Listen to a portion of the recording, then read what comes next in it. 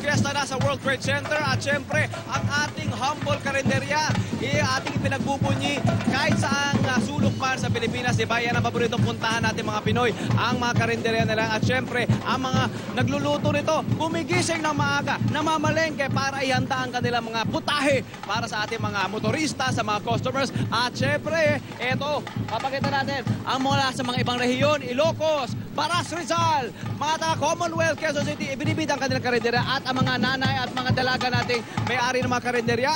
Karinderya Queens 2014 official candidate sa atin, ibibida ang kanilang putahe. Umpisahan natin sa candidate number 1. Oh my G's, Pineritong Gigi. Wow, very good ha. Mami! Ang ulam na hindi mawawala, menudo. Menudo. Ito, kamukha ni Abigail Arenas. Ma'am! Giniginaw ka ba? Ito ang tinola. Tinola! Palapakan! Dami pumapalakpak ha. Ma'am! Ito ang bet mo, bet ko, bet na bet, pinakbet. My friend! Miss mo na ba ang sarap? Pwes, ito ang Bobby's.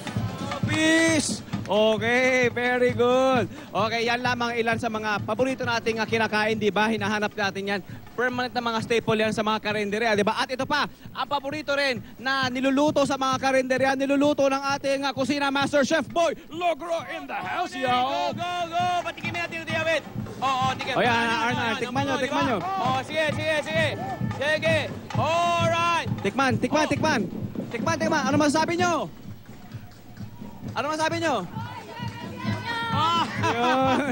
Yum talaga. Ikaw daw yung yum. Ako yung yum, hindi ito po adobo. Yung adobo. Ito ba, Tito Boy, ang upgraded version ng iyong karinderyang adobo? Alam mo, Sir Telefet, napakaganda dahil smothered onion na adobo din siya. Oh. Kaya nga ang sarap. I promise, napakasarap talaga. Adobo. Yan! Food Ano? shot!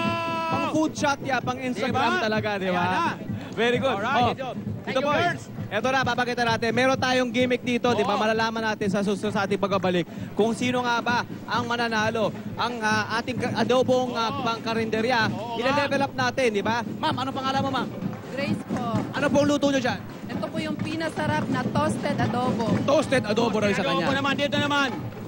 Ano naman ginagawa nyo? With oyster sauce. Adobo with oyster sauce. Medyo Nako. tricky yung oyster Pwede tikman, sauce ha. Kasi pwede di ba tikman. usually pang ano yan pang seafood yan, di ba? Medyo may lansa yan. Ang trick dyan dapat mag-work, di ba? Sa manok. Sige init-init ha. Ingat ha. Okay, syempre ang tema dito sa ating okay ba? Okay. Sarap. Ang tema natin dito sa Carindera Fiesta rito ay hanggang bukas, Ilocano Food Fiesta, di ba? Talaga naman paborito natin maglalabasan ng mga Ilocano food. Ay, Ilocano food. Lahat yata mayroon, di ba? Meron. Oo. Kahit bukas naman sa Pop Talk, part 2 ng Oo. Vegan Special. Yeah. Okay, eto na. So, abangan natin yan. Mamaya meron tayong mga bisita. I-judge natin yan maya-maya.